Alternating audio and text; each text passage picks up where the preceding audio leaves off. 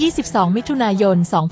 2566 นายธรรมพงษ์นวบุตรรักษาการผู้เชี่ยวชาญด้านการวิเคราะห์สถานการณ์น้ำผู้แทนสำนักงานทรัพยากรน้ำแห่งชาติกล่าววัตถุประสงค์การประชุมผังน้ำครั้งที่ 1 เวทีที่ 2 โครงการจัดทำผังน้ำลุ่มน้ำชายฝั่งทะเลตะวันออกเพื่อนำเสนอร่างผังน้ำลุ่มน้ำชายฝั่งทะเลตะวันออกให้ทุกภาคส่วนได้รับทราบพร้อมรับฟังความคิดเห็นและข้อเสนอแนะเพื่อนำกลับไปปรับปรุงผังน้ำให้มีความถูกต้องและสมบูรณ์โดยมีนายธวัชชัยนามสมุทรรองผู้ว่าราชการจังหวัดจันทบุรี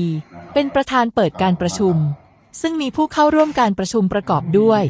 คณะกรรมการลุ่มน้ำหน่วยงานของรัฐองค์กรปกครองส่วนท้องถิ่นและประชาชนที่เกี่ยวข้องประมาณ150คนผู้แทนสำนักงานทรัพยากรน้ำแห่งชาติหรือสธนช.กล่าวว่าพระราชบัญญัติทรัพยากรน้ำพุทธศักราช 2561 กำหนดให้สำนักงานทรัพยากรน้ำแห่งชาติมีหน้าที่จัดทำผังน้ำเสนอคณะกรรมการทรัพยากรน้ำแห่งชาติหรือกนช.เพื่อพิจารณาให้ความเห็นชอบและเมื่อกนช.ได้พิจารณาและให้ความเห็นชอบแล้วให้ประกาศในราชกิจจานุเบกษาเพื่อทราบโดยทั่วกันซึ่งผังน้ำเป็นการนำเสนอชุดข้อมูลหรือข้อเท็จจริงในรูปของแผนที่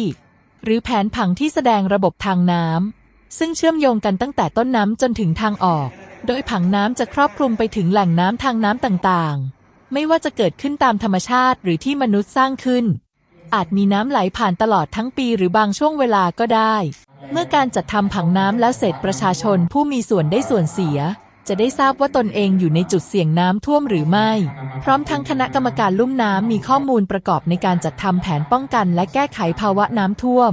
หน่วยงานของรัฐและองค์กรปกครองส่วนท้องถิ่นก็มีข้อมูลประกอบการพิจารณาจัดวางโครงการเพื่อการป้องกันและแก้ไขภาวะน้ำแล้งน้ำท่วมตลอดจนการอนุญาตการใช้ประโยชน์ที่ดินที่จะไม่ก่อให้เกิดการเบี่ยงเบนหรือกีดขวางการไหลของน้ำอีกทั้งผังน้ำดังกล่าวจะนำไปเชื่อมโยงกับผังเมืองตามกฎหมายว่าด้วยผังเมืองเพื่อใช้เป็นกรอบในการกำหนดการใช้ประโยชน์ที่ดินและการใช้ประโยชน์แหล่งน้ำในภาพรวมของประเทศให้เกิดประสานสอดคล้องกันอย่างเป็นระบบต่อไปได้